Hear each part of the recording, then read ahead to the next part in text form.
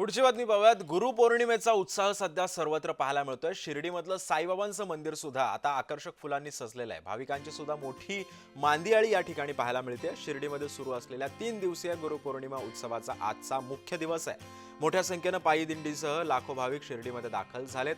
गुरुपौर्णिमा उत्सवासाठी साई मंदिरासह परिसराला सुद्धा आकर्षक फुलांची सजावट करण्यात आली आहे। लाखोंच्या संख्येने आता साई भक्त सुद्धा दाखल होत आहेत।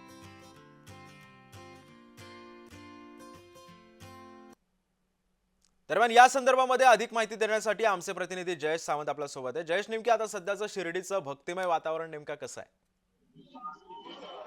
निश्चितच आपण जर बघितलं तर आज ते शिर्डीमध्ये गुरुपौर्णिमा उत्सव जे आहे 3 दिवसीय उत्सवाचा मुख्य दिवस आहे आणि या ठिकाणी जो मंदिराला आपण पाहू शकतो की मंदिर असेल, गुरुस्थान असेल, त्याचबरोबर द्वारकामाई असेल, या ठिकाणी जे आहे मोठ्या प्रमाणात जे आहे अतिशय आकर्षक अशी फुलांची सजावट करण्यात आलेली आहे आणि मोठ्या प्रमाणात या ठिकाणी जे आहे साई भक्त हे शिर्डी दाखल झालेले आहेत। जवळपास 2,500 पायी पालख्या या ठिकाणी पालखीची नोंद झालेली आहे। त्या पालख्या या ठिकाणी शिर्डीमध्ये दाखल होत आहेत मोठ्या संख्येने। आता आपण जी निश्चित पद्धतीने गुंतवण्यात आहोत ही गुरुस्थानाची आहेत आणि गुरुस्थानाची आपण बघू शकतो कशा पद्धतीने भक्तीचा एक सागर जो आहे तो या ठिकाणी उसळलेला आहे। मोठ्या प्रमाणात साई भक्त हे शिर्डीत दाखल झालेले आहेत आणि या आज जे आहे गुरुपौर्णिमेच्या या उत्सवाचा मुख्य दिवस असल्या कारणाने आज रात्रभर जे आहे हे साई मंदिर भक्तांसाठी खुलं राहणार आहे सिद्धेश।